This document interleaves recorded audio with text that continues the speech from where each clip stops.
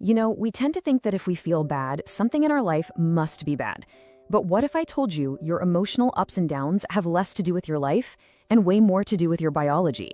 Today, we are diving deep into mood cycles, not as some personal failing, but as your brain's regularly scheduled maintenance break. I mean, just think about that for a second. It's a total paradox, right? Those moments where you feel the most out of control, that's actually your brain taking control to run its essential maintenance program. It's a radical shift in perspective, and we're going to unpack exactly what it means. Oh, we have all been there, that sudden, crushing wave of despair where every tiny little problem feels like an absolute catastrophe. Let me be clear, this is not a personal flaw. It's a universal human experience. Your feelings aren't always facts. Sometimes they're just the sound of your internal biological clock. So here's our roadmap for today. We're going to define that infamous 3 p.m. crisis, then pull back the curtain on the hidden biological system that's driving it. We'll explore why your brain is actually wired for these dips, give you a practical toolkit to manage them, and, hopefully end with a totally new way of thinking about your own mind. Okay, let's jump right in with the problem that drives so many of us crazy.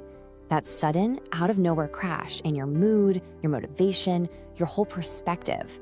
It really does feel like emotional whiplash, doesn't it? It's that moment where the day just seems to turn on you for no good reason. You know the pattern, I'm sure. You wake up, you're productive, you feel like you're on top of the world. But then, a few hours later, poof, the fire you woke up with is just gone, and you're left wondering, where did it go? And this, right here, is where the self-blame kicks in. We immediately start looking for something outside of ourselves to blame. Ugh, I must hate my job. I'm just not disciplined enough. Maybe my entire life plan is completely wrong. We start questioning everything, right? Searching for a culprit. But the real cause is often so much simpler and a lot more physical. And that brings us to our first key concept, contextual misattribution. This is the huge mistake our brain makes all the time. It takes a purely physical signal, like low energy, and misinterprets it as a huge existential problem. It's like your phone's low battery warning popping up and you immediately concluding the entire power grid has collapsed. It's just not true. So here's the absolute key to understanding all of this. Your energy, your focus, your mood, they are not designed to be constant. Our biology operates in these cycles called ultradian rhythms, which pulse roughly every 90 to 120 minutes. All day long, you are naturally cycling between peaks of high performance and troughs of recovery. See, the problem isn't the dip, it's how we react to it. So when that physical energy dip happens, your brain's little alarm system, the amygdala, really hates the uncertainty. It detects that low energy state and immediately launches what scientists call a narrative search. It frantically scans your whole life, your work, your relationships, your past mistakes, looking for a story, any story to explain why you feel so off. And this is where it gets dangerous. Your brain finds one small, tiny worry, maybe an email you forgot to send, and it couples it with that intense physical feeling of fatigue. And just like that, a totally normal 20-minute energy dip gets blown up into what feels like a major life crisis. This metaphor is just perfect, isn't it? Trying to push yourself during one of these biological troughs is exactly like flooring the gas pedal of a car that's at the gas station and getting angry that it isn't moving. Your system is simply refueling. That's it. Okay, so let's look at how all this builds into a predictable and often a really vicious cycle. See, your moods aren't just random chaos. They are the output of a hidden system we can actually learn to navigate. It's called the metabolic affective loop. That feeling of being at the mercy of your mood swings, it's really just an illusion. In reality, these emotional states are often the result of a 5-step loop that, once you see it, you will never be able to unsee it. And understanding this sequence is the very first step to getting back a sense of control. So here's how it works. Step 1, it all starts with a simple resource dip, a natural drop in glucose in your brain. Step 2, this sends a somatic signal, which is just a physical feeling, like being tired or anxious. Step 3, your brain launches its narrative search to find a reason. Step 4, the most destructive part, the rumination spiral, where you obsess over that reason. And finally, step 5 is reinforcement, where your brain learns to make that same faulty connection next time. And here's how we end up sabotaging our own biology. By obsessing over the problem our brain just invented, we flood our system with the stress hormone, cortisol. And cortisol essentially puts the brakes on our body's physical recovery. We get stuck because our attempt to solve the feeling is the very thing that prevents it from passing. And here's the real kicker. Every single time you complete this loop, you make it stronger. Your brain doesn't learn that the dip was just a physical thing. No, it learns that the unsent email was the cause of all that distress. So the next time you have an energy dip, your brain is even quicker to latch onto that same worry, making you more and more sensitive to it over time.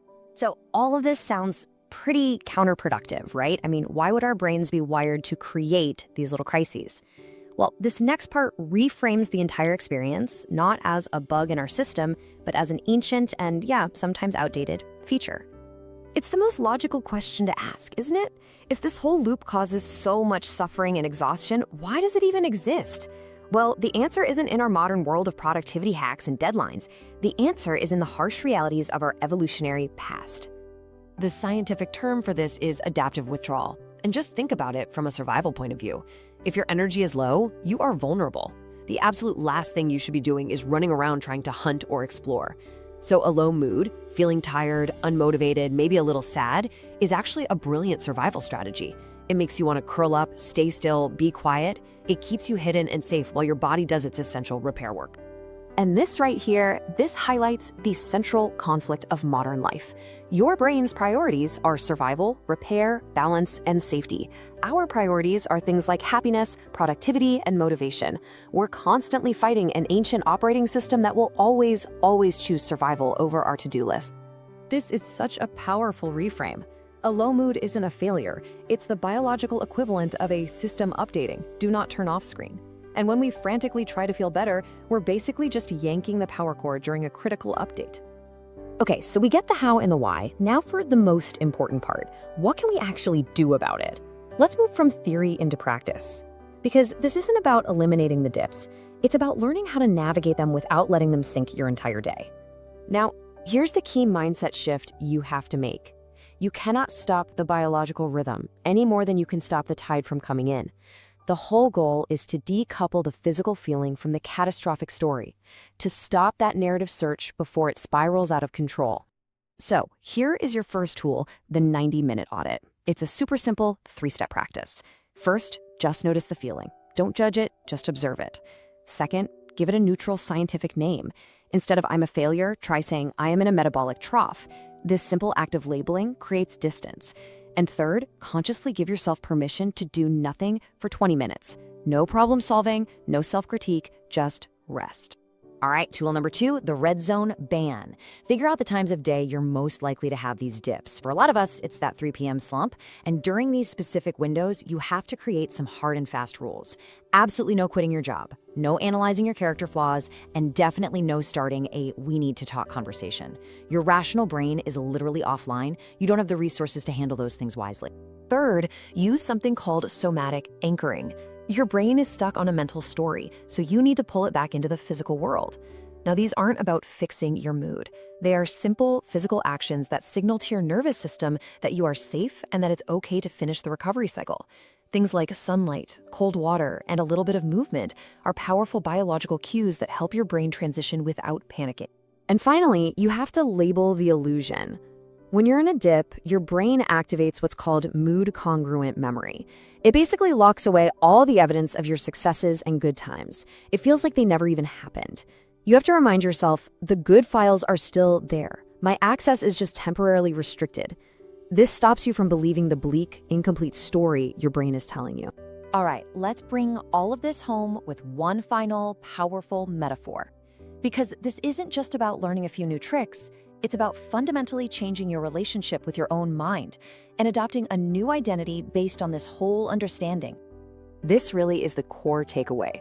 For so long, we think our moods define us, that we are an anxious person or a sad person. But this insight is so liberating. Your moods are not you. They are simply like weather patterns, something that you experience, not something that you are. And think about it. How do you deal with the weather? You don't fight it. You don't stand outside yelling at the clouds or try to argue the rain into stopping. You acknowledge it. You grab an umbrella, maybe you stay inside for a bit, and you trust that it will eventually pass, because it always does. The exact same thing applies to your internal weather. Acknowledge the dip, use your tools, and just wait patiently. If you take one single rule away from all of this, let it be this one. The thoughts, the conclusions, The big decisions you make during a metabolic trough are completely unreliable. Your brain is low on fuel, and it's operating from a place of fear. Learn to be deeply skeptical of your own thinking when you're in that state. And this is the new identity. The clouds of anxiety, sadness, or frustration, they're going to roll in. And yes, sometimes they might cover everything, but they are just passing through. You are the vast, stable, unchanging sky that holds all of it. The weather is temporary, but the sky is permanent. And that is where your true self really resides.